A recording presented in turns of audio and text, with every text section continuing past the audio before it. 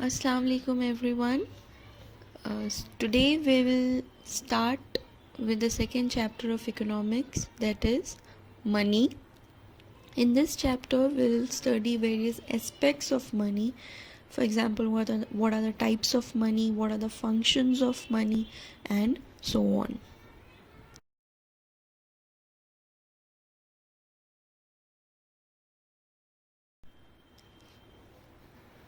To begin with, we'll see the introduction of the chapter.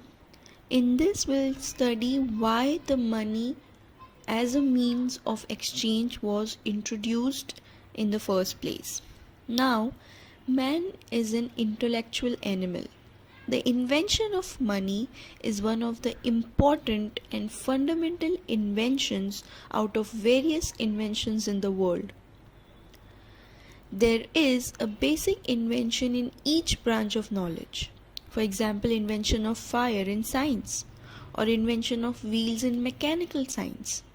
Similarly, the concept of money is an important concept which has brought about a revolutionary change in the economic life of human beings. Various goods and services are bought and sold with the help of money to satisfy the human wants. Modern economy is dependent on money. Money which is in circulation today was created to reduce the difficulties in barter system.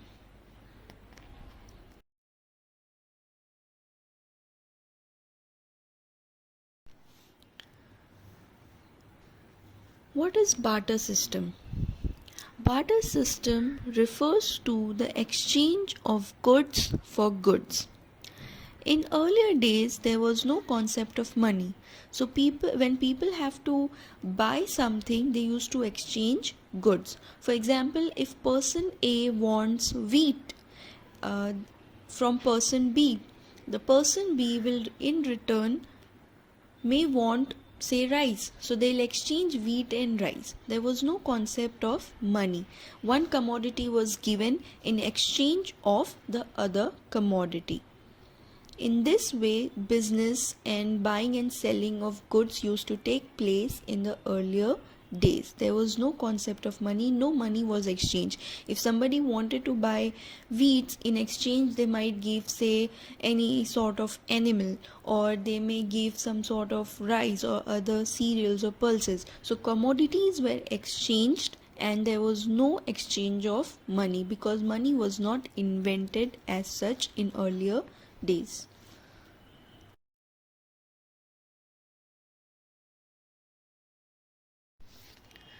Now we'll study the difficulties in barter system.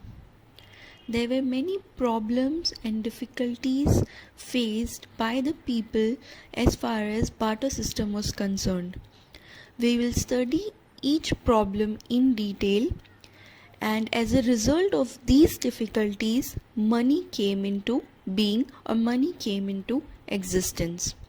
We'll study the first difficulty in barter system, that is the problem of double coincidence of wants. Lack of double coincidence of wants was one of the major limitations of barter system.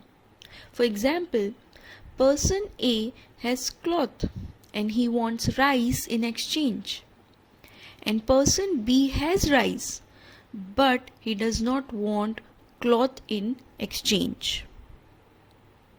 In this case, exchange between person A and B would not take place as their wants do not coincide with each other. That means the commodities which were available with different persons may not match. Person A may want some other commodity which person B does not have, and as a result the barter transaction could not take place. So this was a major difficulty in the barter system, and as a result of which money came into existence.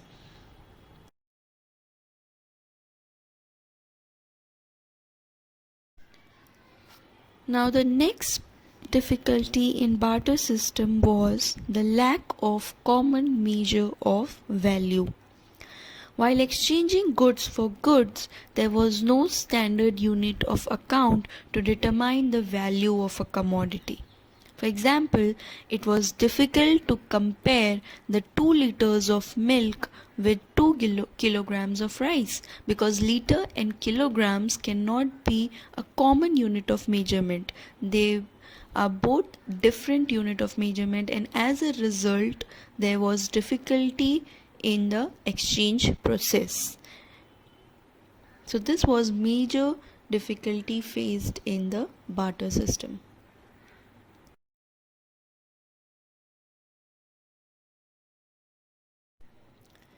Difficulties in storage of goods. It is necessary to store goods for future consumption. Sometimes, due to perishable nature of certain goods, it was difficult to store them for future.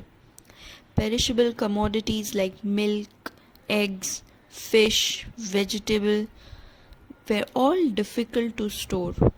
Difficulties were also experienced due to the lack of space required to store heavy and bulky goods. There was no proper warehouse facility in the earlier days, and as a result of which perishable goods could not be stored properly, and because of that they were not available for exchanging with other goods, and as a result the transactions or the barter system used to face a lot of hindrances or difficulties.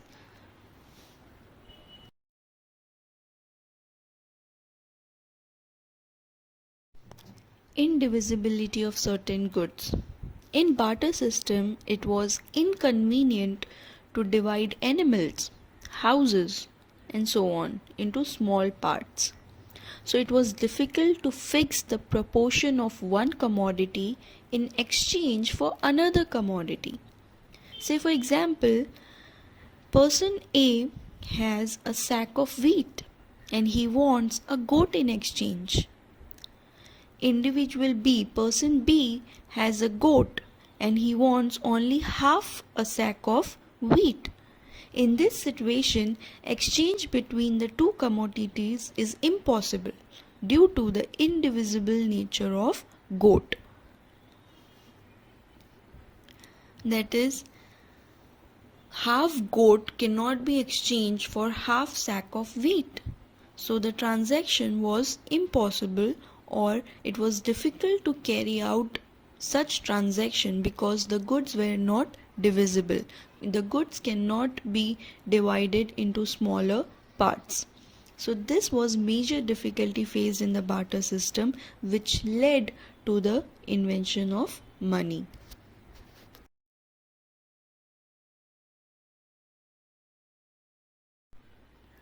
Problem of making deferred payments. Deferred payments means payments to be made in the future. Repayment of loan was also difficult due to the exchange of commodities. For example, it was difficult to repay the perishable goods in the same condition in the future.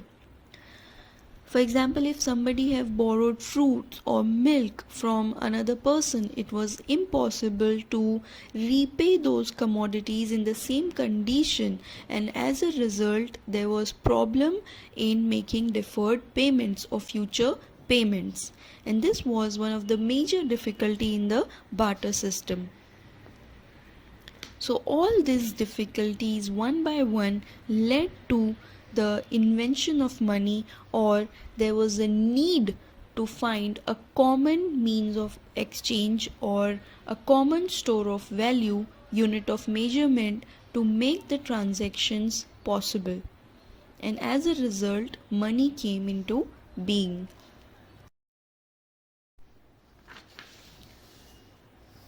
Now we'll study the definitions of money. There are different definitions given.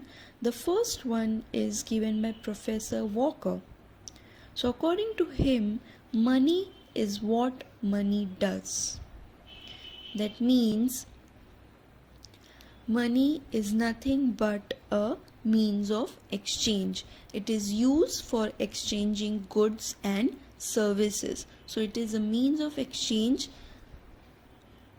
and it is used as a common measure of value. It can be used for buying and selling goods and services without any difficulties, which was faced in the barter system.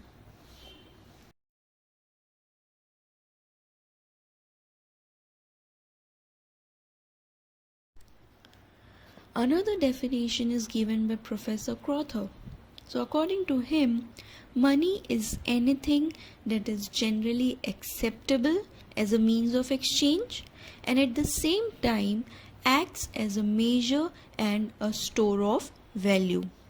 That means money should be accepted by everyone, every individual, every business firm, and everybody who is involved in the economic process.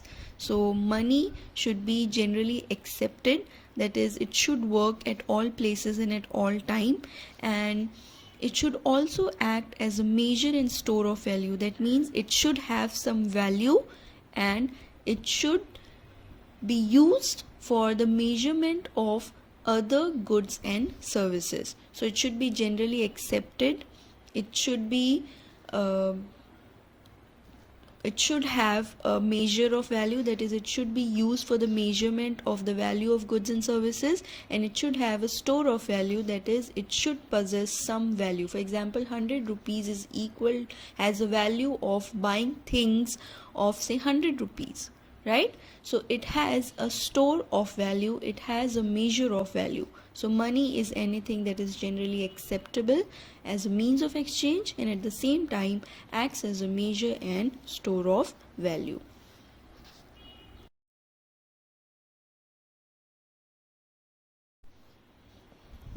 Qualities of money. The qualities of money, or what qualities should a money possess, are all explained in this slide. So the first one is general acceptability. As we have seen in the definition as well, anything which is used as money must be easily accepted by all for exchange purposes. Here we can take the example of rupees and dollar. The rupees is the money or currency for India. It is accepted as a means of exchange all over the country, throughout all over the country, at different places, at different times, for different commodities. It is generally accepted by all. But dollars, if we'll take the example of dollars, dollars will not be accepted in India. It is the currency of the United States. So dollar will be generally accepted in the country like USA. So the general acceptability of the money is very important. The next quality is divisibility. Money should be easily divisible into smaller denominations to facilitate small transactions. We have various denominations of money. We have 1 rupee coin, 2 rupee coin, 10 rupees coin. Then we have a note of say 100 rupees, 200 rupees. So all these denominations helps in making the transactions much faster and easier. So money should be easily divisible so that all levels of transaction can take place in the economy. The third quality is durability. Money should also possess the characteristics of durability. It should be durable. Currency notes and coins are being used repeatedly and shall continue to do so for years together on account of durability. If we'll take the example of coins, the 5 rupee coins, 10 rupee coins, they are used for years and years, so they are durable in nature. If they were not durable in nature, they may get spoiled and then they will be of no use. So money which is printed in the economy should be durable in nature, be it a paper note or be it a metallic coin. The money should be durable in nature. Cognizability. Money must be easily recognized. it should have certain distinct mark so as to avoid confusion by the receiving person. The money which is being generated in the economy should be categorically recognizable. For example, 5 rupee coins have the initials 5 rupees on it, which helps us to identify that this is 5 rupee coin. Or the 200 rupee note have the words written on it that it is a 200 rupees note. So it should be clearly mentioned on the face of the money what value it holds. 200 rupees note will hold the value of 200 rupees. So the money should be easily recognizable by the people in general so that the transaction can become easy.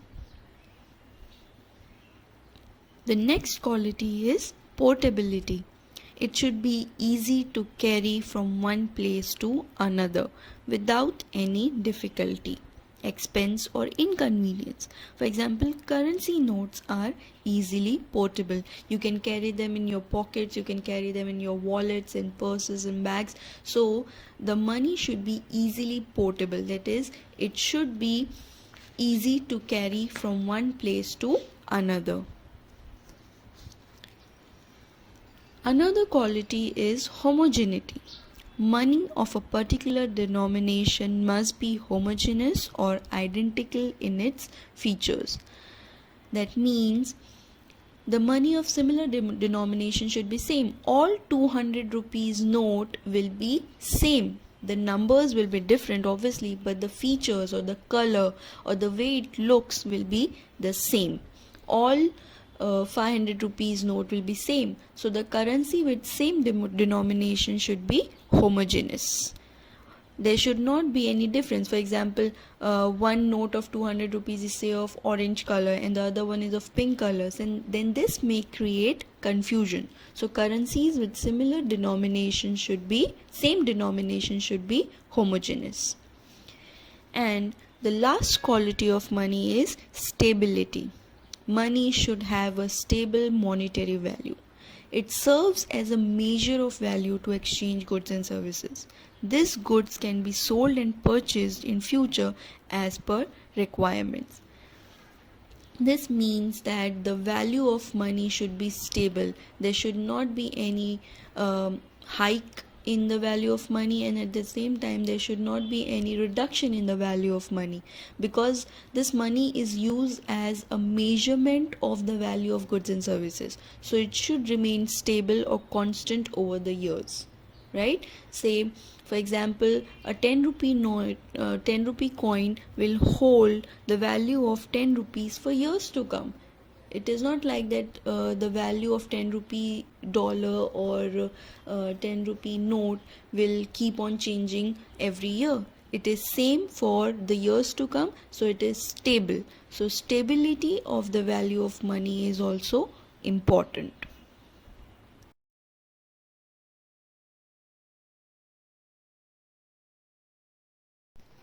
So in today's lecture we have studied the concept of barter system, what were the different difficulties faced in the barter system as a result of which money came into being. We have seen what is money, what is the definition of money in economics, and we have seen the qualities of money. We'll complete this chapter in the lectures to come, and that's all for today. Thank you.